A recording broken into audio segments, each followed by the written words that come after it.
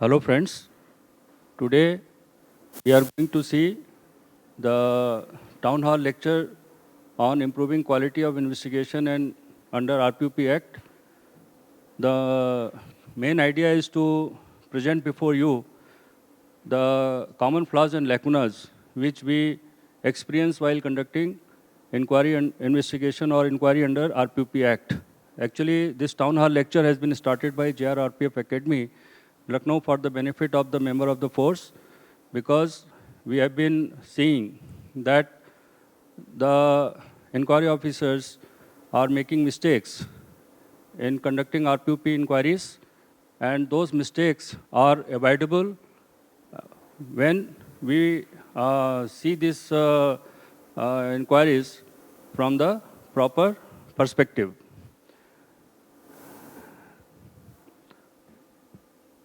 My name is Rajaram. I'm 89 batch Civil Services IPFS cadre, and now I'm presently posted as Principal Chief Security Commissioner, South Central Railway.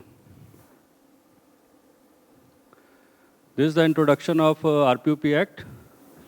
The RPUP Act, known as the Railway Property Unlawful Possession Act 1966, this was enacted by the Indian Parliament on 1/8/1966, and this act became enforceable from 1/4/68.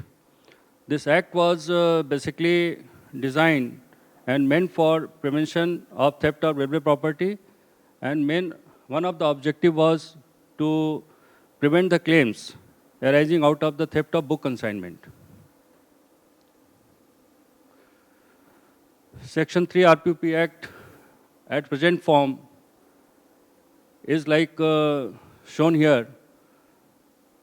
New ingredients and new component were introduced in this RPUP Act in 2012, and the words like theft, dishonestly, misappropriation were added in 2012 to make it more teethful while doing the inquiries under RPUP Act.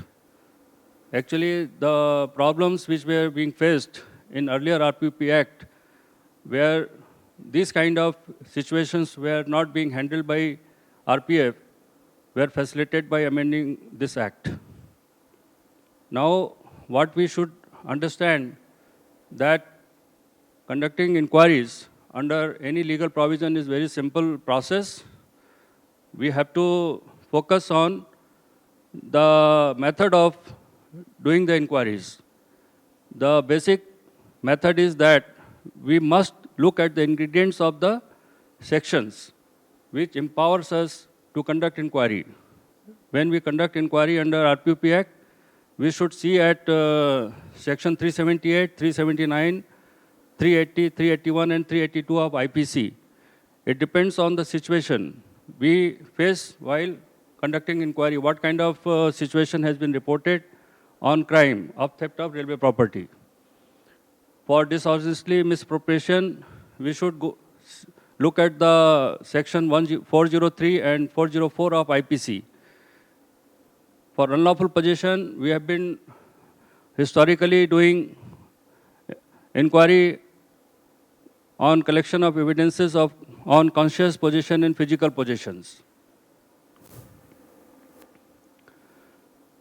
Now I will come to the common and lacunas which are being seen in the inquiries being done by our member of the force. While conducting search, the ingredients of section 93, 165 and 100 CRPC are to be followed. One of the lacunas we are watching is that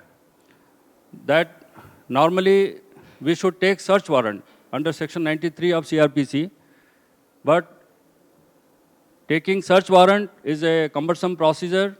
It takes time, and we feel that the railway property and accused will escape if we do not search the premises immediately. Now, this section 165 empowers us to conduct the search without warrant. But what we should be careful is to record the situations why we are not able to take the warrant. That that recording in the general diary is very essential. Now, this I have pointed out that why we want to search a particular place without search warrant.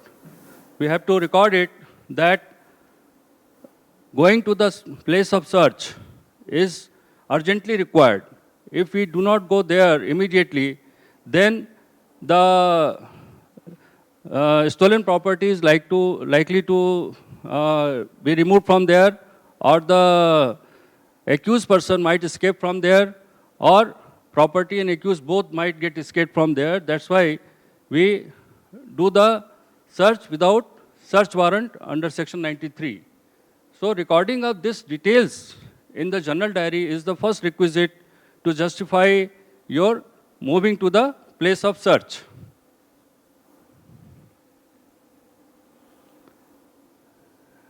This I have recorded that while we go to the place of search, we do not enter into the general diary what kind of materials we are taking along with us. Like we carry stationery, we carry laptops, printers, and we use vehicle. But what we commit mistake is that we do not record this kind of our preparation and carrying of the material with us to the place of search. So if we do not record this kind of details, then it causes the difficulty before the court. When the defense lawyer questions us that you use the stationery, you use these things, but why you have not disclosed in your general diary? So we have to be very patient while doing the general diary. We should not be in hurry in missing the important factors to record in the general diary. So these are the important things that we go for the search with the circumstances clearly explained, where we are going, how far it is, where is my court, how I am not able to get the time to go to the court to take the search warrant, and what is the nature of the property, and what is the nature of the accused. And then what material we are taking. These are important things to record in the general diary. That is, we are seeing that general diary is being not, we are not getting entries into the general diary on these details. So these details are required to be entered into the general diary. Then, when we go to the place of search, we should inform to the police station in which jurisdiction we are conducting search. That is also sometimes is not being recorded in the general diary on return. And we can also record in the general diary if we inform to the to the police station in whose jurisdiction we are going to search the property and person. If we are doing so before the departure from the post, we should record in the general diary. Otherwise, we should record this fact on return from the place of search. Then another issue is that how well we are prepared to record the evidences on the scene of crime. That we are seeing that site plan is having the problem of showing the directions. We know how the site plan is prepared. We should always show the north direction upside, and then accordingly all other directions of east, west, and south. Then important landmarks located nearby the place of search should be shown in the site plan. Then photography of the place of occurrence should be done. And then this fact should be recorded on return in the general diary, that photography of the place of occurrence was done. Panchnama is another very technically sensitive document. First of all, we should follow the format of Panchnama as per format given in the crime manual. What we are seeing, the mistake by the inquiry officers or the person who is doing the Panchnama on the spot is that he is following the either gut feeling or the format used by his predecessors at the post. What we should always be careful that we should not follow the procedure followed by the predecessors because he may have committed mistake in the past. So when we are doing our job, we should always look at the basic written instructions to given to us. The basic instructions are given in CRPC, and following CRPC, the details have been given in the crime manual. So the inquiry officer should always mentally ready that he follows the guidelines issued in the CRPC and crime manual combined. He should not commit the mistake. I am repeating that his predecessors have followed certain format. That is being committed, that mistake is being committed repeatedly, that we are following the format used by our predecessors without realizing that he might have committed some mistakes in the previous format used by him. So, while conducting inquiry, it is a general principle that we should see the basic law, not the precedents. This is the mistake we are committing in doing or preparing many documents of inquiries under RPUP Act. Panchnama should be duly signed by at least or close to 5 people. 2 witnesses are required to sign, the accused has to sign, then the person who is preparing has to sign. These 4 are always required to sign. We should see that one more person is associated in the signature of this Panchnama so that the Panchnama, as it carries the meaning of punch, 5 people to certify that what seizure we have done. Then we should prepare personal search memo. Again, we should follow the format as given in the crime manual. Then we should prepare the separate Panchnama or seizure memo of documents, arms and ammunition, if we seize there or seize there. The idea is that for all these activities, individual Panchnama has to be prepared. Panchnama should not carry the mix of all these things. That mistake is also being noticed sometimes, that the person who is doing the search is doing the mixed type of Panchnama. So we should ensure that Panchnama of these activities are prepared individually, and that too as per format. Then we need to seize the vehicle also, and when we seize the vehicle, means depending on the use of the vehicle in crime. If the vehicle has been used in the crime and we come across to seize it, then what we should not miss is the registration number of the vehicle, chassis number, engine number, model of the vehicle. Again, I am repeating that we should follow the format given in the crime manual. When we are searching the premises, then we should find out the ownership document of the premises or the possession of the premises document. Documents of possession of the premises by the accused or ownership of the accused of the place of search. Then we should look for what kind of documents. Is that ownership of the shop, or if he is go down, then house, then ownership of the house. Then we should collect the electricity bill used in name of the person to whom we are finding accused. If he has got the electricity bill in his name, municipality receipt of the tax paid by him, he might have paid the water tax.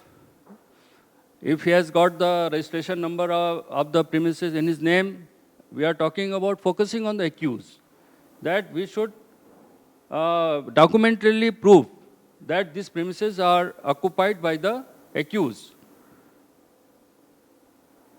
There may be license of the shop or business of the premises we have searched. Again, format of the crime manual should be followed. If we are seizing the mobile, then their seizure should be done on the spot, and again with the in the format given in the crime manual.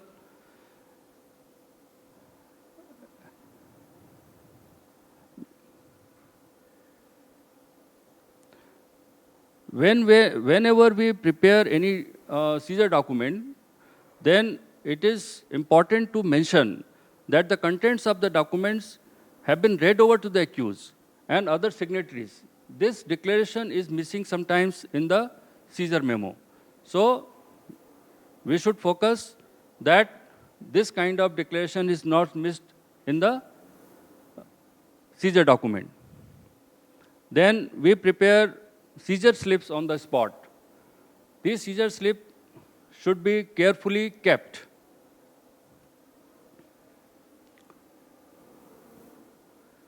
After the search, information to the court should be sent immediately. Here, the time is essence. If we delay in sending the information of the search to the court, it is not accepted as the right thing to do. So, information to the court at both the times. First, when we are going for the search, and when we are returning from the search. This, at both the situations, we should keep inform the court that we are doing this kind of activity. Then, our quality of witnesses is very crucially important. We have been seeing that witnesses, we take it on various documents like seizure witnesses, then we prepare the confessional statement, there also we take the witnesses. So wherever we are taking the assistance of witnesses, the quality of witnesses is crucially important. That has to be kept always in mind. So the legal requirement is that the witnesses should be independent, reliable, and they should be of the local area where we are doing our work, where we are doing our search, where we are doing our seizure. The witnesses should be of that area, or if the witnesses of that local area are not willing to cooperate with us, or if we are searching an area where there is no presence of witnesses, then we should take the witnesses of the nearby area. So we should also record in our GD, General Diary, that why we have not taken the witnesses of the local area. We should, whatever we are doing to implement the law, procedure, the details should be recorded in General Diary, and of course, after the case diary. Our inquiry should be as elaborate as possible. Here, what I feel or see, that inquiry officer try to cut short the writing details. Cutting short the writing details is fatal. You are doing the job with the time, and your details should come along with the time. If you follow the minute-to-minute work done by you, then keep a note of it and reproduce in the General Diary. And General Diary, again, the same to be repeated in the case diary. Independent nature of the witnesses and reliability are very subjective.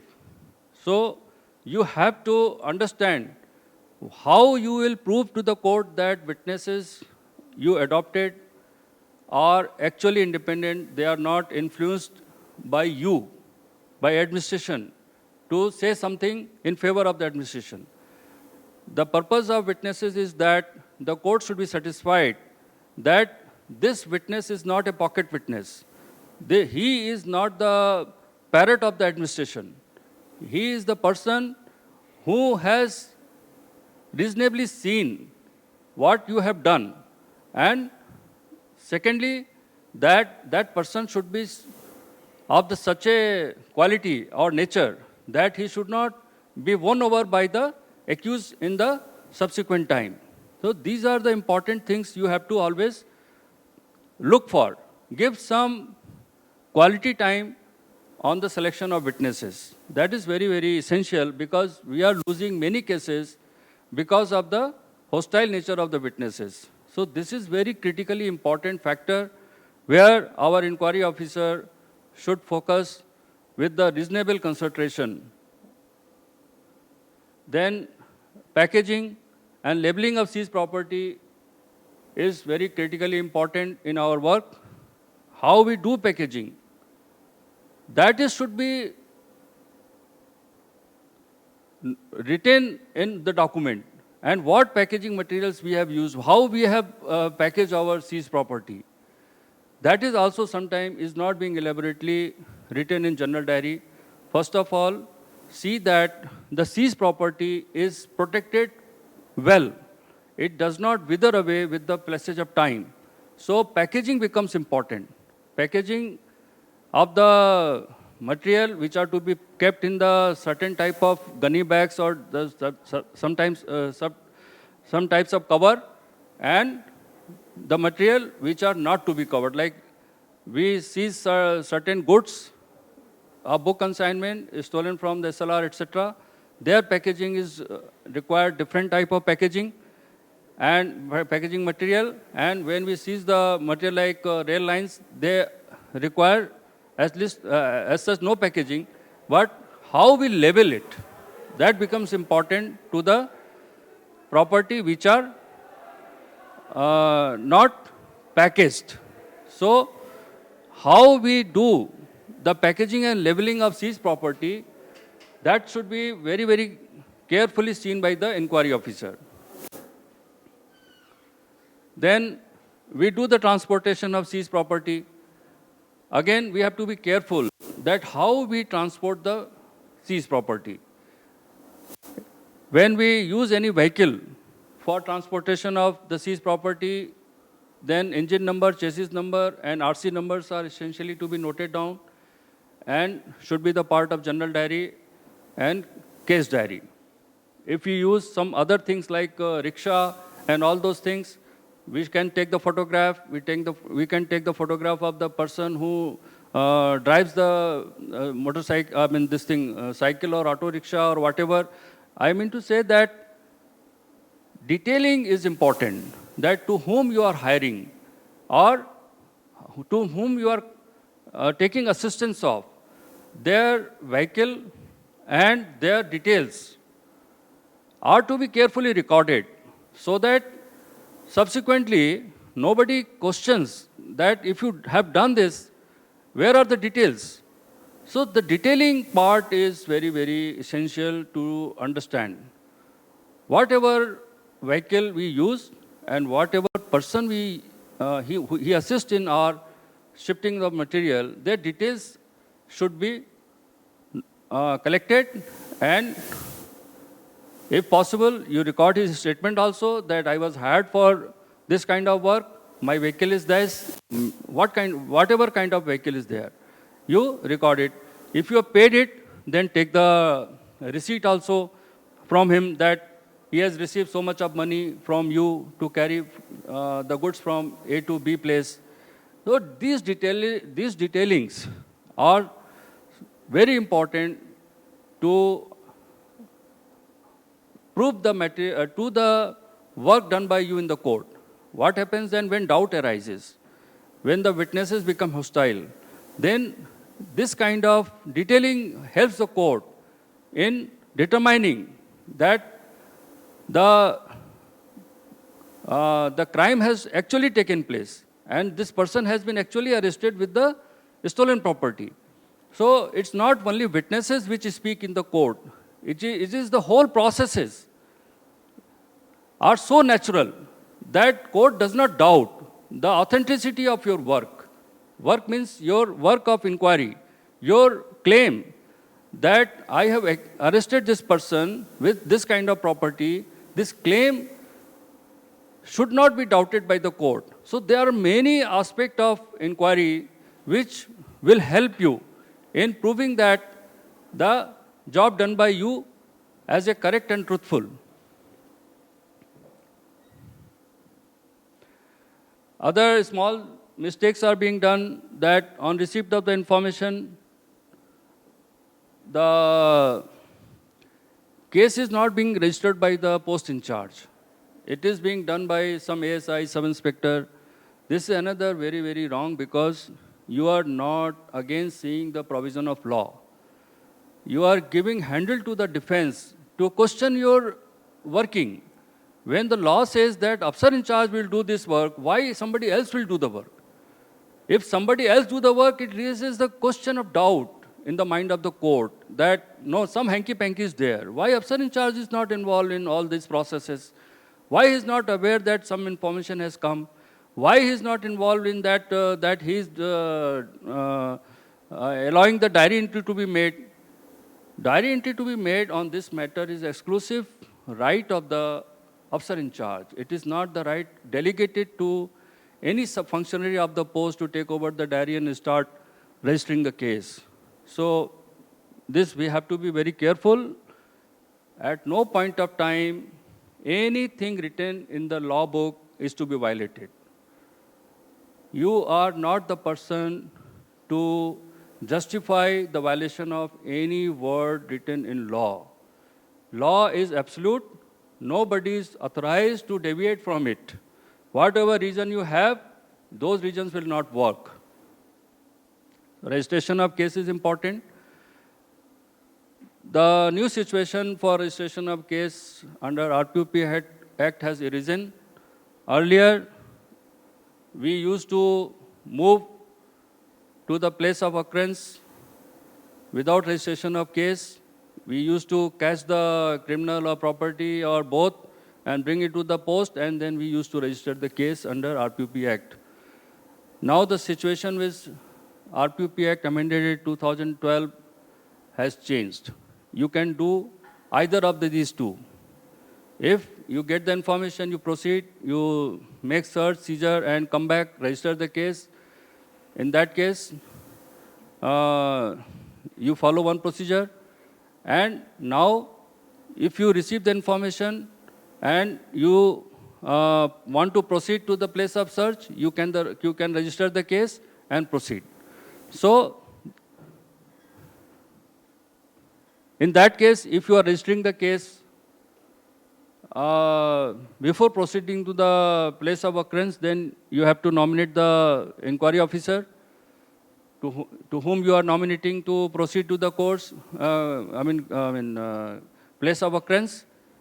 However, we have to follow the mandate of law is that the person who seizes the property, makes the arrest, is made inquiry officer. The inquiry officer, as per law, should be other than the person who seizes the case property or arrests the person or does the both. Inquiry officer should be not doing this work. Inquiry officer should be taking the work after the seizure and arrest has been done by one officer of the force. Like we know that ASI and above are authorized to do the inquiry or search and seizure. Accordingly, their work is, they are being utilized. So what we should, again I am clarifying is that the person like ASI and above, authorized officer, he does the seizure or arrest, should not be made the inquiry officer. The post in charge should nominate the inquiry officer post the search and seizure.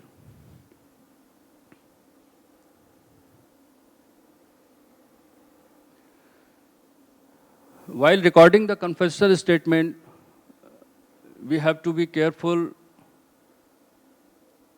to follow the words and essence of section 164 and 281 CRPC. As we know that the RPF is given the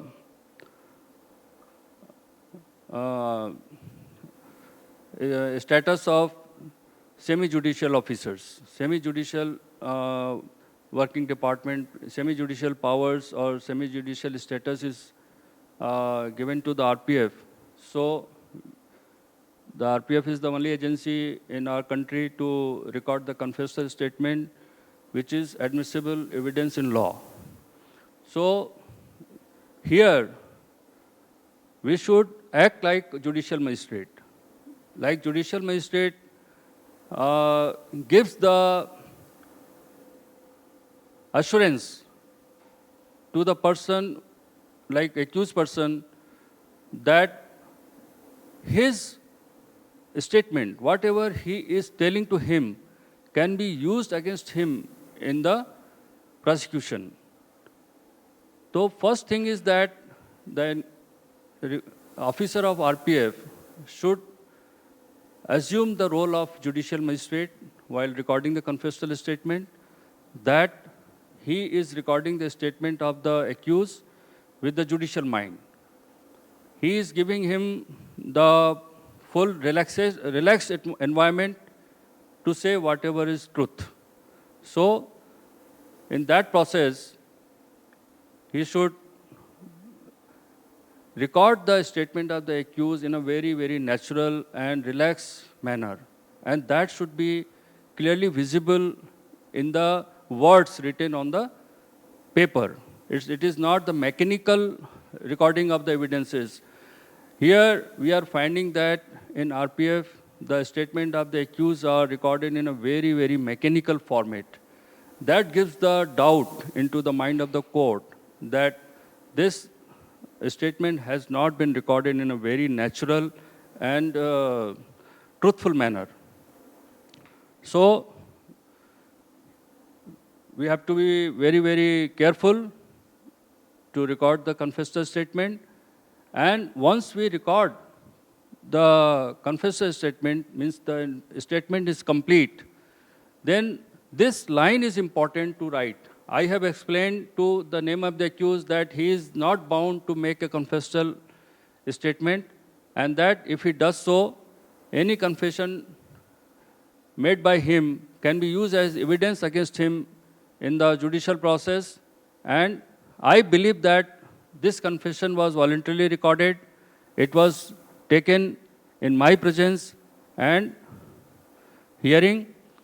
The same contents of the statements were read over to the person making it, and he admitted it to be correct.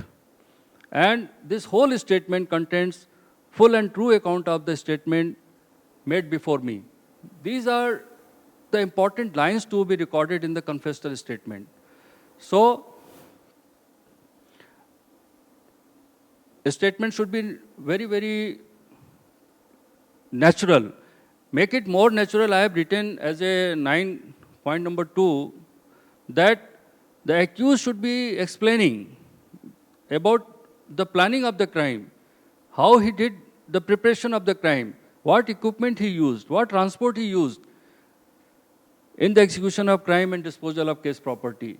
Here, you should be careful in taking the details from the accused. That where was he when he made it the plan, his location of preparation of crime, where he thought that he can do the crime on this place, what time. So time and date, time and location of all these stages is important to make it a very natural way. Where did he plan? When he did he plan? What preparation? When? Then what equipment he took from where? And then how he transported. He came on foot, he came by cycle, he came by some mode of transport. These all things are important to record in the confessional statement, and then once you record it, go and see yourself. The inquiry officer should revisit those places, everything what the accused has told to him in the confessional statement should be verified. If he says that he planned on so and so locations, so and so date and time, So he should go at least on those locations at that point of time. If he says that I plan here at 9 o'clock in the night, he should go there at the 9 o'clock in the night to verify that what he says is actually correct. Confessor statement gives you the clue to verify. It does not end your work. Here we are finding that whatever the inquiry officer is recording in the confessor statement, he is not going to verify it. That he should verify, and then again caution is that he should make a diary entry of what he did and also the entry into the case diary. If the accused has been punished earlier, then not only mention of his entry into our crime record C8 and G8, but also the copy of the copy of the judgment in the previous conviction cases. Certified copy is required to be attached with the inquiry report. When we say that this person has been punished earlier also on the RPUP Act, then we should produce the document of punishment. And what is the document of the punishment? Is the certified copy of the judgment. Not anything else will suffice. That I've been explaining you that diary entry and case diaries are very, very important and sensitive documents. So that should be written with patience and with hard work. Here, any shortcut is not going to help you, because in the trial, you should not be speaking to the court. Your document should be speaking to the court, and make documents so elaborate, so clear that the court need not ask you any question. And if court asks any question, you should be able to tell the court that these are all the part of the documents. Whatever I want to say, I have already said in terms of whole details. So, case diary and journal diary, very, very critically important in the inquiry. As I said, reference of C8 and G4 should be used if the accused has been punished earlier. You can mention in your journal diary while doing the inquiry that he has figured in that. You can add the certified copy of C8 and G4 in the inquiry report to make it a reliable document. Then another thing what we find missing is the preparation of dossier professionally. In the dossier, the important thing missing are modus operandi. Modus operandi are not being elaborately written in the dossier, and that is creating a lot of problem to us in prevention and understanding the crime. Again, as I told that when we are recording the confessor statement, we are actually taking all details of his modus operandi.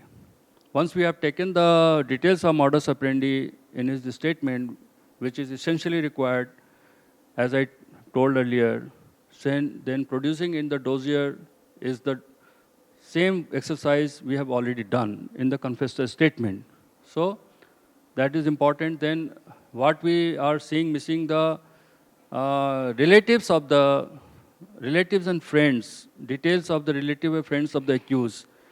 Subsequently, if the accused is absconding, then we are not able to trace him, because in the dossier we are not finding the details of the friends and relatives which he knows. If the accused is not giving you details of friends and relatives at the time of recording his confessor statement or the first statement, there is no bar to call him again. You can call him again in asking any kind of details which are required by law to ask. This preparation of dossier is the legal document, is not the personal document, and its columns should be filled up properly. And there is no bar, as I said, in calling again the accused to take the details which he has not given at the first statement or the first time. So keep on calling the accused till your all details are, uh, you have got all details.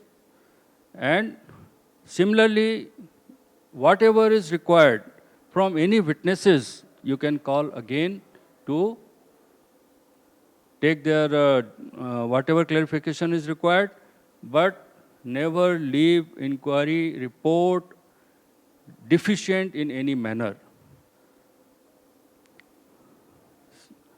Calling the witnesses for the inquiry is your authority, which you should always remember. Here, what we are seeing, that inquiry officer is not calling accused and witnesses subsequently, even there are lot of deficiency in the information gathered earlier. So this I want to suggest and advise the inquiry officers that focus on the requirement of inquiry, and you are very much authorized under law to call these persons again. Try to organize your thoughts, your requirement of ingredients of the law and all those documents like dossier. Keep a checklist of it, and when you call them, try to take all details so that they are not called again. It causes the loss of time to you and as well as to the person you called. So better you plan your work properly. Again, another deficiency what we are seeing in the working of this thing inquiry is that inquiry officer takes his sweet time to go to the place of occurrence. Like if the search and seizure has been done by the officer earlier, and the inquiry officer is different from the search or arrest officer, then he is taking time to go to the place of occurrence to verify the contents of the seizure and all those things. And he is also taking time to call the witnesses recorded in the seizure or the search memo or arrest memo or all other documents. He is delaying to call those witnesses. This is quite fatal. If you delay whatever you want to ask him, he may say that I have forgotten, or he doesn't give you the proper reply. So the inquiry officer should always remember the essence of time. Evidences are absolutely based on the timing. If you lose time, you lose evidences. So if you want to make a foolproof case, then remember the time. Never unnecessarily delay the time. Delay the going to the place of occurrence or calling the witnesses. Again, I will like to say that the post in charge should monitor the inquiries. He should monitor the working of inquiry officer. Whenever the officer of the force has been given any kind of inquiry, he should not be put into the routine duties of, say, beat in charge or any shift in charge. This kind of duties are to be avoided, to be given to inquiry officer, so that he does not make any excuse that he was not permitted by the post in charge to go for inquiry. Similarly, if the officer is going on leave, he should never be made the inquiry officer. And if he is made inquiry officer, suppose he takes the leave, always replace with the next inquiry officer. This mistake is being done heavily in our force, that a ASI or sub-inspector is given the inquiry and he takes the leave and goes away for 7 days, 15 days, 30 days, and when he comes back, he starts the inquiry is a very, very fatal. So, post in charge should remember that to whom he gives the inquiry, actually he does the inquiry immediately, sort of, without wasting any time, if you are not having inquiry officer because of any reason, sanction strength is not there, or the other officers are on leave, request your DSC, senior DSC, to give you the another officer from any post, anywhere, so that the work of law is not suffered. It's very, very important that we should not face the court with any kind of excuse that I could not do inquiry because I was on leave, or this kind of. I mean, there are many doubts if you do not do the things promptly, because the law mandates to do it promptly, and you are taking certain excuses of delaying the inquiry which are not actually liked by the law. It's not mandated by law.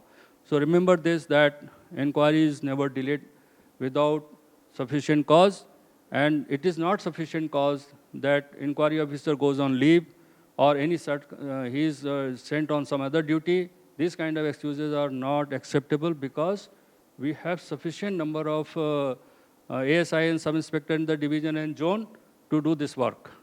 So this should be always remembered.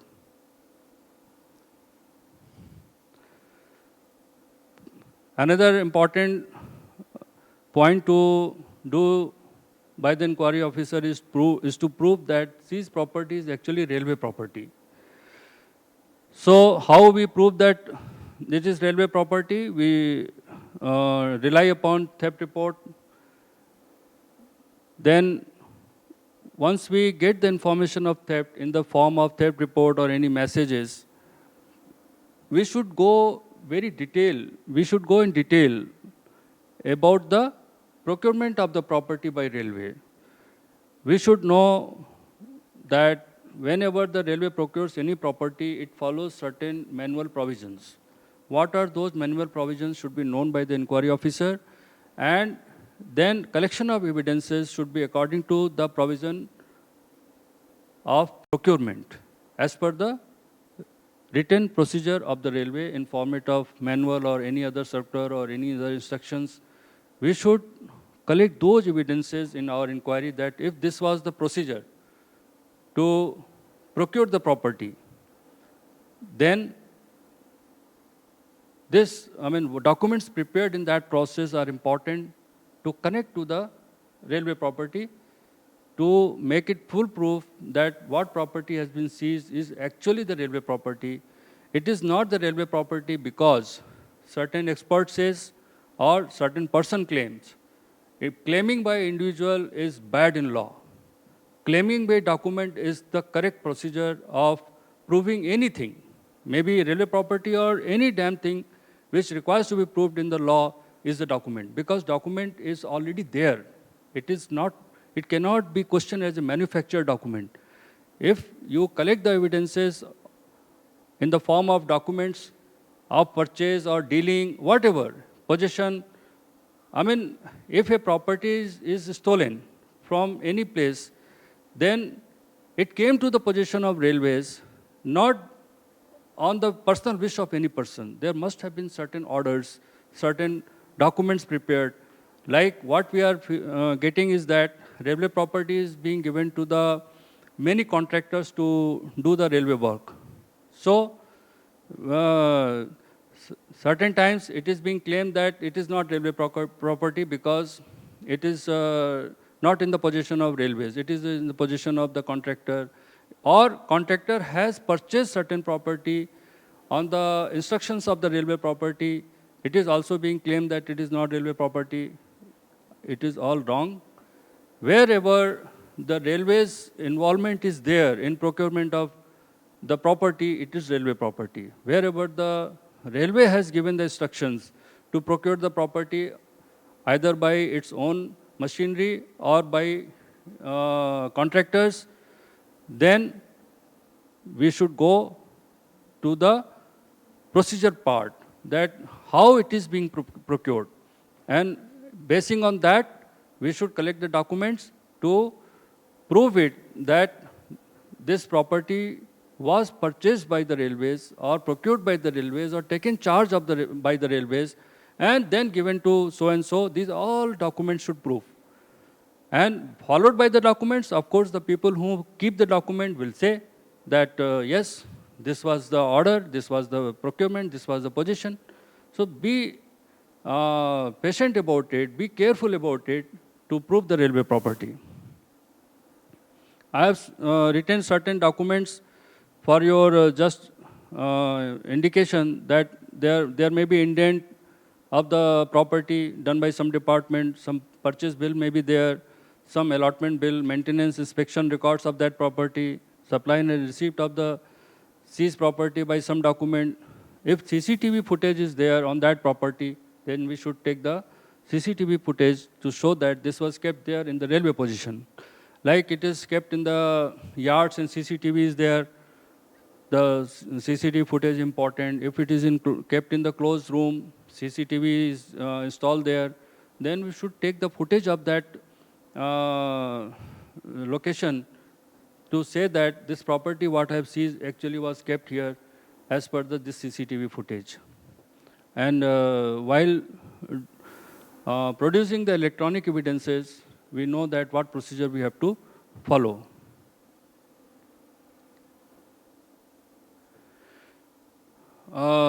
When we seize the documents, it's not necessarily that we carry the whole the manuals and registers along with us. We can make the seizure of those documents and hand over the original bulky records in the Jimanama of the custodian of the record. So, making the seizure of those documents, again follow the procedure, format as mentioned in the crime manual, and record the statement of the person to whom you have handed over that register or whatever document you have handed over to him. Make a this thing. You have to make a copy of that. How the copy is made, how the seizure is done. These all are written in the crime manual. You have to read it carefully and do accordingly. While recording the statement of the expert, again, we have given the format in crime manual. That is very, very obvious and clear what contents are required to be there while recording the statement of the expert. This certificate I have mentioned here is also written in the format of the format prescribed in the crime manual. So you can see from there also. But again, we should not be very mechanical in recording the statement of expert. We should take it in a very natural form. That expert, if it is a PWI, how long he has been handling with that property, how he is seeing that property, how means whenever we conduct inquiry, we should always focus on 5 Ws and 1 H. 5 Ws are what, when, where, whom. These are kind of Ws. 1 H is how. So whenever we are recording the statement of anybody, maybe expert, maybe witnesses, maybe accused, if we focus on 5 Ws and H, we get all sort of information. And these informations are very elaborate. And when elaborate information is given with date and time and whole flow, then it becomes a very natural statement. And natural statement, nobody challenges it. Its authenticity, its truthfulness. Mechanical statements are always subject to doubt. So avoid mechanical statements. Though certain lines are important, those lines should come. It may come in the same exact form as we are writing here, or it may vary sometimes, but the detailing. When I am expert of certain property, I have been dealing with for this property long, how I am using, for what I am using. I have the purpose of handling with that property. So that purpose should come with the time, so that it becomes, very natural. We have seen that certain experts become hostile in the court. They say that I'm not expert of that property. Merely saying I'm not expert of property, how does it help in help him, that person who is hostile in the court? Because we have no other things to say to the court.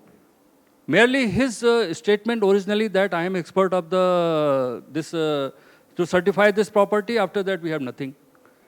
If we record his involvement in the property and he's expert, then he must be using that property expertly. How he has been using that property in the course of his duty, prove his expertness of the nature of expertness of him. He cannot subsequently say that I am not expert of this property. Then if you are not expert of the property, how have you been handling this property for so many years? This property was procured, say, 10 years back, and you are posted there also for 10 years back, and you have been handling this property in that 10 years. You have been using this property to run the railway. Now you are saying that you are not expert. How? He can be caught by our prosecution authority, our advocate, our PP can question him that how you are now saying that you are not expert. You yourself has stated that how you have been handling this property for such a long time. If you are not expert, how could you handle it? How this property bear the load of hundreds and thousands of wagons and coaches run on the track? Now you are saying you are not expert. Then who is the expert if you are not expert? So we have to elaborate in taking the details from the person who deposes before us. We should not say shortcut it. Should not be in hurry. That is the essence of the inquiry, is to take as much detail as possible so that it becomes quite natural. No artificiality is added to inquiry. That is the very, very important role of inquiry officer. That's why quality time is required. Quality thinking is required. Quality work and supervision is required. What we are seeing that post in charges are never asking the inquiry officer what you have recorded. He is recording Tom, Dick and Harry, and after lapse of say 1 month, 2 months, 3 months, the whole bunch comes to post in charge. He mechanically forwards it to the senior DSC office, and also senior DSC office people are not sincere in checking the work done, the details nobody is checking. So we are doing unprofessional job. So what is the professional job? First of all, inquiry officers should be totally engrossed in the inquiry, as I have said, that he should be very, very careful in taking the details as much as possible, answering to 5 Ws and 1 H. And then post in charges should be very careful that his inquiry officer is actually doing this kind of work or not. That is called justice to the inquiry. And then DSC office should not mechanically permit the prosecution of such mechanical inquiries. So another procedure is that signature of the expert on the punch slips. We prepared the slips to be pasted on the property. We have shown to the expert. Then his signature is important. So tomorrow he should not say this property was not seen by me. So token of that confirmation, his signature on the slip is required. And then he should give some separate identification mark also. The expert should give some separate identification mark. Tomorrow he should not say that, I don't know what is this kind of this thing. So if he gives his mark, then that will be imposed on him. And whatever he marks it should be part of his statement. Take the statement in a very elaborate manner. Whatever you do with the expert, it should be part of the statement. It's not that you have taken signature or identification mark on certain slips and after that, it is not part of the statement. So make it a part of a statement. In the case of book consignment seizure, the statement of consignee and consignor is also important. What we are missing is that we are recording the statement of the booking clerk and all, but we are not recording the statement of the consignee and consignor. There, it should be recorded. Again, I am saying that make it, inquiry should be covering all the aspect of dealing with the property. Like I have said that when we are doing this thing inquiry into the railway property, what we are seeing that how the railway property was procured. Similarly, when we are doing the book consignment inquiry, to make it that this property was booked by whom, or by who was receiving that property. If both are in our inquiry, is good.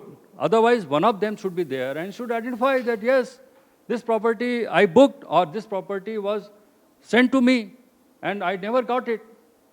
So his details, that when he did buy, from where he did buy, how he brought it to the railway station, how it was booked to the parcel, all these details should come in a very natural form, that property actually procured by him. And then, of course, he should always say that I did not get the property. So this kind of things will be useful in making our point that this property belonged to so-and-so, booked to railways, and found in possession of the accused. That is important. While recording the statement of the accused, we should be also asking his part of the story, which he is likely to take in the excuses he is likely to take in the court. We should negate what he is going to take defense in the court in his statement, so that we do not give him a scope to take excuses in the court while recording his statement on the property. Sir, if we have the doubt that he will say that I have bought this property from open market, this kind of, and this property is available in the open market, he can always say in the defense while in trial. You record in preponement. Do you want to claim that this property you bought in the open market? All defenses which we know that he is likely to take in the court should be recorded in advance. And since we are recording the statement as a judicial officer, it will be very difficult for him to say that I stated that under duress or some other objectionable environment. So advantage of us, of judicial officer, should be taken in full. So we should be very cool and calm in recording our statement. Confessor statement of the accused.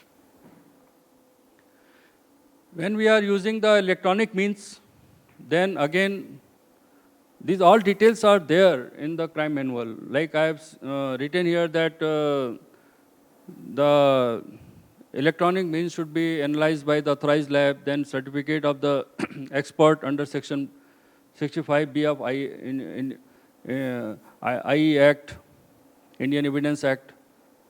How we go about electronic means, this I have learned. Hash value and transportation of the electronic means are very, very critically important.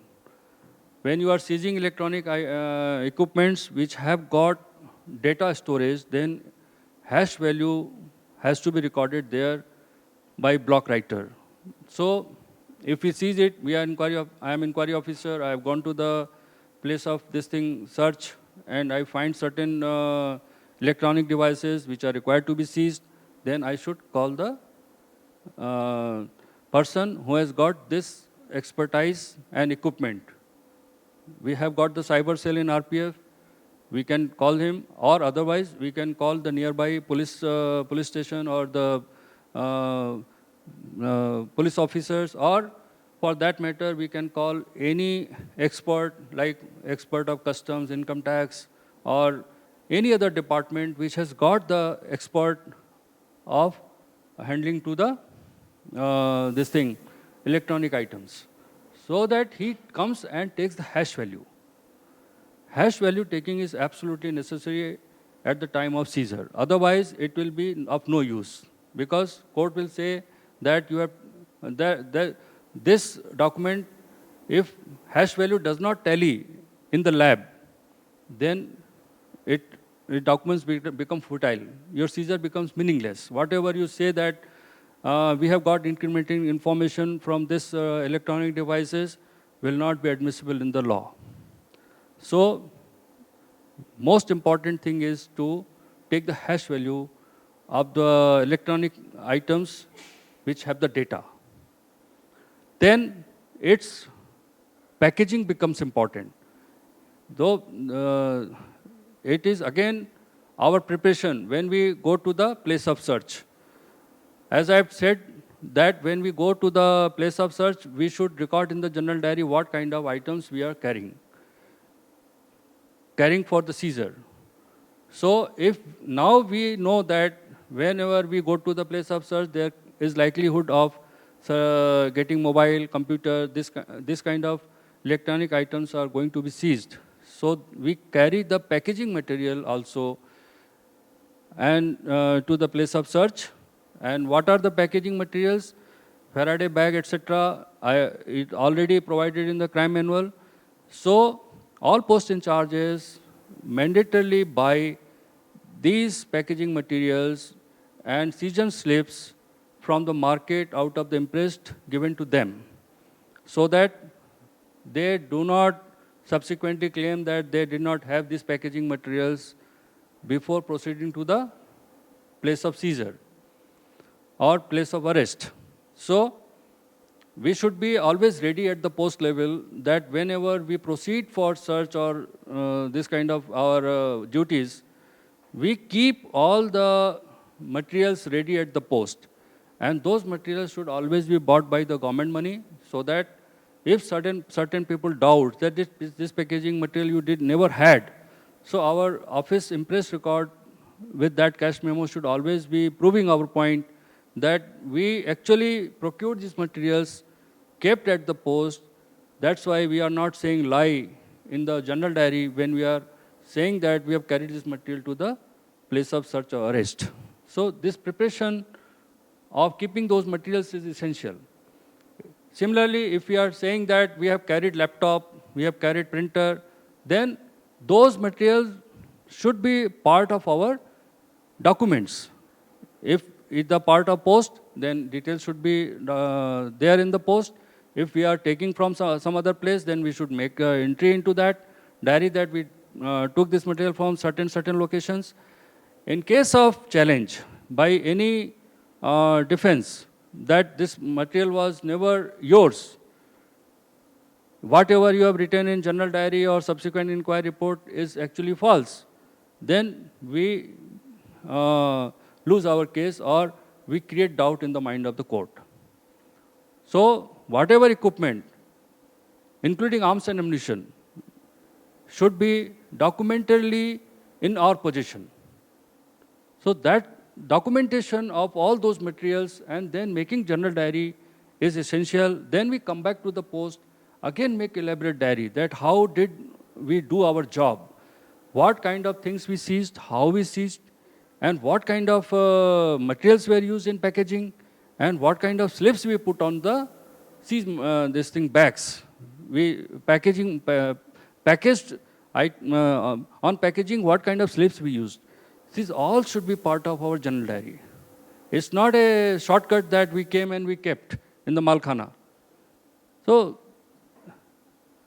it is essential to record the details. Language is another issue where inquiry officer has to be very careful. We should always be proving to the court that either we have used the language of the accused or we have used the language of the court, and we have explained the contents of our documents to the accused in the language known to him. Then who explained our contents in the language of the accused, we should always make a declaration in the document itself. That suppose I am Hindi speaking and I am making taking statement of Telugu speaking person who never knows Hindi, then I should always take a person who knows Telugu and he knows Hindi also. So when we record in the documents that we have explained the contents of the document to the accused person, then we take the declaration of the person who explained to him in his language. And he says both the things. I know this thing, Telugu as well as Hindi or English, whatever. And then he becomes our person who explains the truthness of our work in both ways, in language also and the contents of the document also. So we have to be prepared for that. We should know that this has to be done. I have written here how CD, DVD and pen drive are to be used as a document. Again, they are also sort of electronic means, as I've been telling about computer and laptop, and they have to be handled likewise. Our inquiry officers should always take the help of crime manual in doing their work. As I've said, that crime manual is the detailed part of the legal provisions which are already existing in the Act and sort of rules. So whatever we does under crime manual should be cross-verified by the original Act. That we should not say that whatever is written in crime manual, we not see the original Act. Always see the original Act. Crime manual is guiding you that these are the procedure written in certain acts. And you should not feel lazy in not seeing the original acts. Always see the original act, that whatever is written in crime manual is actually there, because in the court will not take the assistance of crime manual. Court will take the assistance of act. So our focus on act should never and never diminish. As I've said, neither our precedents of our previous officers have done what is my guiding factor. No other document is guiding factor except law. Other documents give us the facility to understand what law says, how law says, how our law works. But ultimately, in the court, only the act works. No other things work. So we are responsible to the court for the act. So we should never lose sight of the act. Thank you very much. This was the short presentation. Thank you.